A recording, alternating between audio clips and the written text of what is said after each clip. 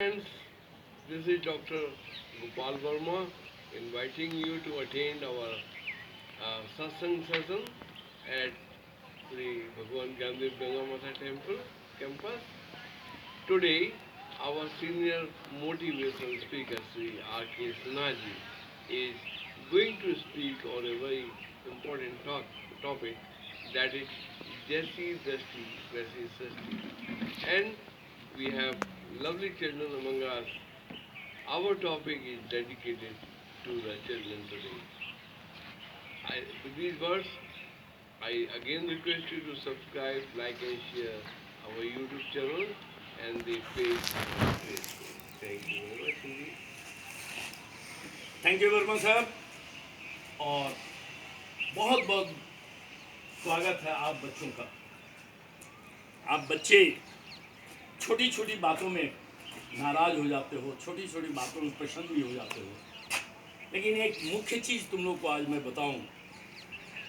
ये पूरी सृष्टि जो दिखाई दे रही है तुम्हारे अनुसार तो नहीं होगी, हर चीज़ तुम्हारे अनुसार तो नहीं चलेगा। घर से निकलोगे तो कहीं लाल बत्ती भी होगी, कहीं हरी बत्ती भी होगी, हर चौक पर तुम्हें ग्रीन लाइट ही नहीं मिलेगा। तुम्हारे लिए हर समय सुगम रास्ता ही नहीं मिलेगा, तुमको दुर्गम रास्ताओं पर भी जाना होगा।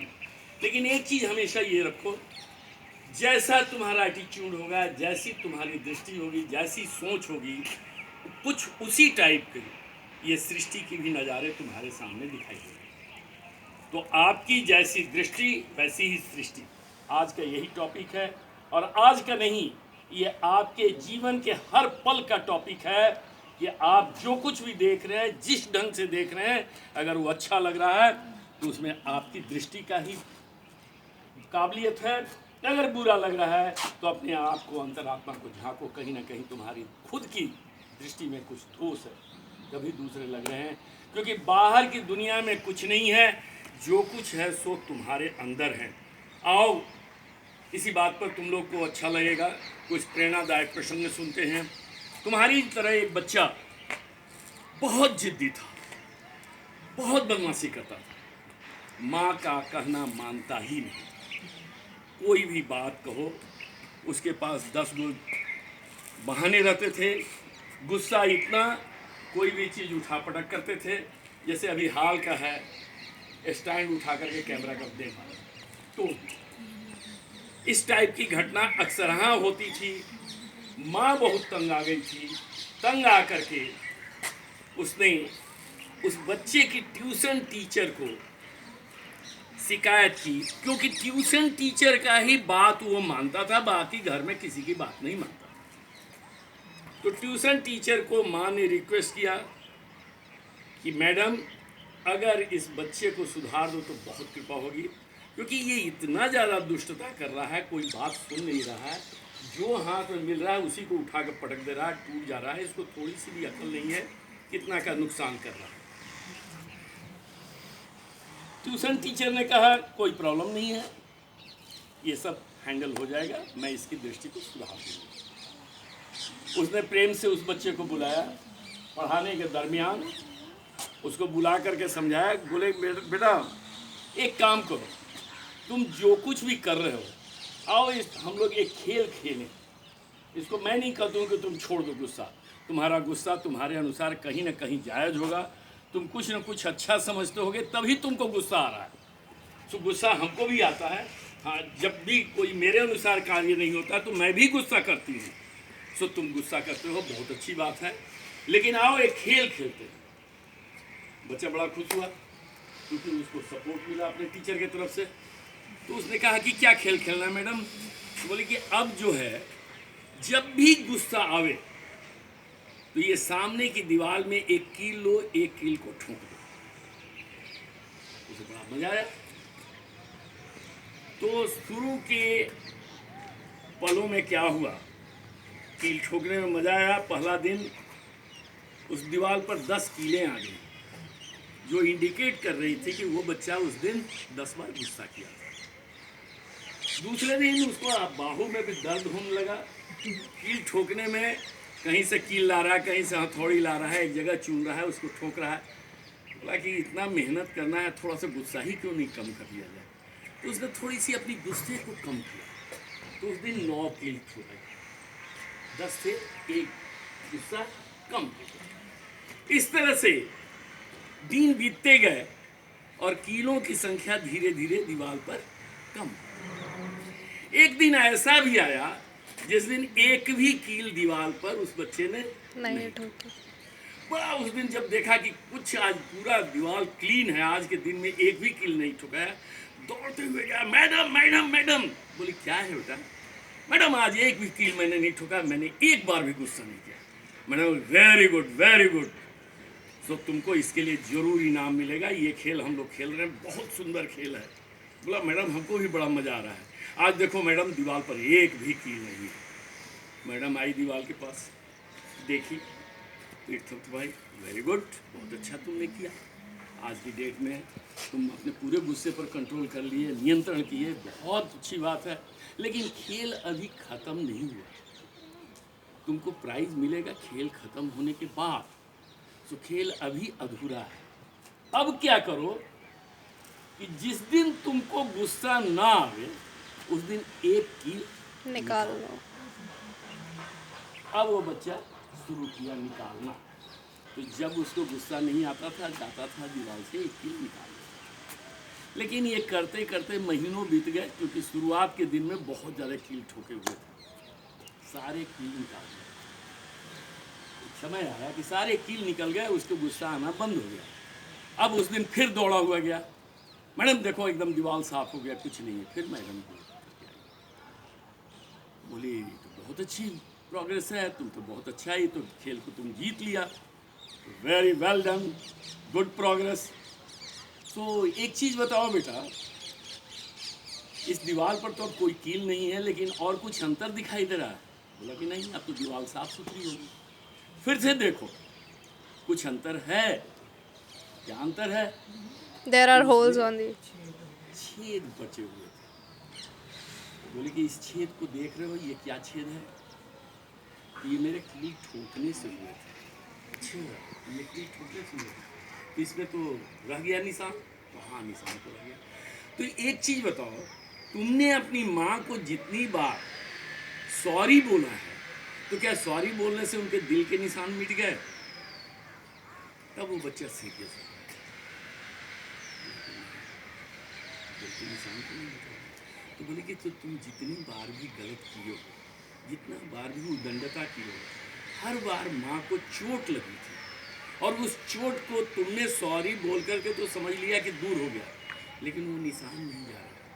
तो अपनी माँ के दिलों पर कितने तुमने निशान किया है, कभी सोचा? और वो बच्चा वहीं पर फफक के रोने लगा और फूट फूट करके रोया, और जाके माँ को पकड़ करके बोला, माँ आज की बात से मैं कभी गुस्सा नहीं करूँगा, और मुझे अब माफ़ कर दो, अपने गोद में ले लो, मैं कभी गुस्सा नहीं करूँगा। और बच्चे की दृष्टि बदल गई, वहीं से सोच बदली, और सोच बदलते ही वो बच्चा। अब इसी सिलसिले में एक लगातार एक और कहानी बताते हैं, क्योंकि यहाँ पर सभी के साथ बहुत छोटे बच्चे भी हैं हमारे पास। इन छोटे बच्चों को बहुत ज़रूरी है प्रेरणा देना आने वाले दुनिया को समझने के लिए।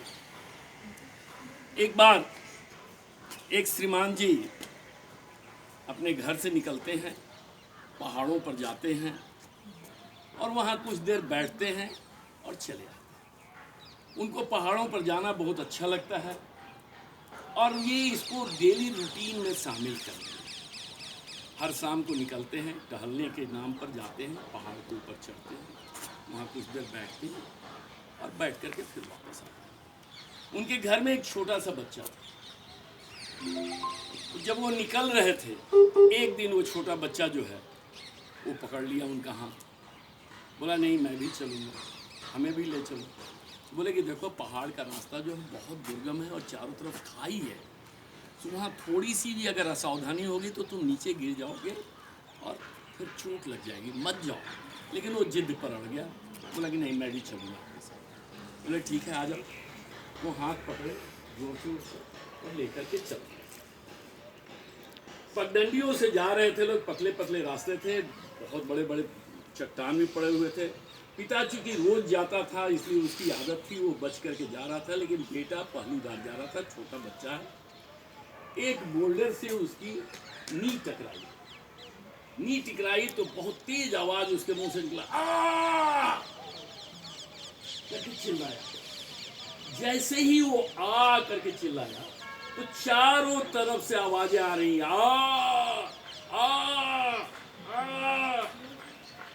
अब जब आवाज आ रही है तो बच्चा बड़ा घबराया, बोला ये कौन आदमी है जो मुझे देख रहा है और मेरे से गलती हुई चोट लगी तो मेरे ही आवाज में मुझे चिढ़ा रहा है। तो वो अपनी चोट भूल गया और चारों तरफ देखने लगा कि मुझे कौन चिढ़ा रहा है। उसे बहुत गुस्सा आ रहा है। तब फिर गुस्सा करके कह रहा है, तुम बहुत खराब हो, मैं तुमसे नहीं बोलूंगा। फिर आवाज आ रही है, तुम बहुत खराब हो, मैं तुमसे नहीं बोलूंगा। अब बच्चा का तो हैरानी और परेशानी का बात ही नहीं, ये कौन शख्स है जो इतना हमको चिढ़ा रहा है, कौन आदमी है, कहाँ से है, बार बार आवाज आ रही है, तुम खराब हो, तुमसे मैं बात नहीं करूंगा, यही आवाज आ रही है। फिर कुछ शब्द बोला, पिता देख रहा था, सब चीज समझ रहा था। तब पिता ने कहा, तुम बहुत अच्छे हो। फिर आवाज गूंजी, तुम बहुत अच्छे हो। अगला शब्द बोला, मैं तुमसे बहुत प्यार करता हूँ। फिर चारों तरफ से आवाज आनी शुरू, बार बार आ रही है, मैं तुमसे बहुत प्यार करता हूँ। अब बच्चा घबराया, उसको समझ में नहीं आ रहा है कि मैं जो बोल रहा था वो उसी के शब्द में मुझे चिढ़ाया जा रहा था वो आदमी। अब मेरे पिता बोल रहे हैं, अच्छी बात बोल रहे हैं तो अच्छी सुनाई दे रही है। उसने घबरा करके अपने पिता से बोला, क्या हो रहा है? तो पिता बोले, पहाड़ के ऊपर बैठा हो, चारों तरफ घाटियाँ हैं, जो तुम बोल रहे हो वही प्रतिध्वनि, वही इको पहाड़ों से टकरा करके तुमको वापस आ रही है। जैसा तुम बोलोगे वैसा ही तुम सुनोगे। तो be ready to face the consequences. जो तुम करोगे वही तुम्हें रिटर्न गिफ्ट मिलेगा। तो जैसी तुम सोचोगे, जैसा तुम करोगे, जैसा तुम्हारा व्यवहार होगा, डिट्टो वही चीज तुम पाने जा रहे हो। तुमको इको के रूप में वही मिलने जा रहा है। इसलिए अपनी सोच, अपनी आवाज, अपनी बुद्धि, अपनी विचार सब कुछ ठीक रखो, दुरुस्त रखो, तो तुम्हें भी जीवन में सब कुछ ठीक प्रतिध्वनि के रूप में मिलेगा।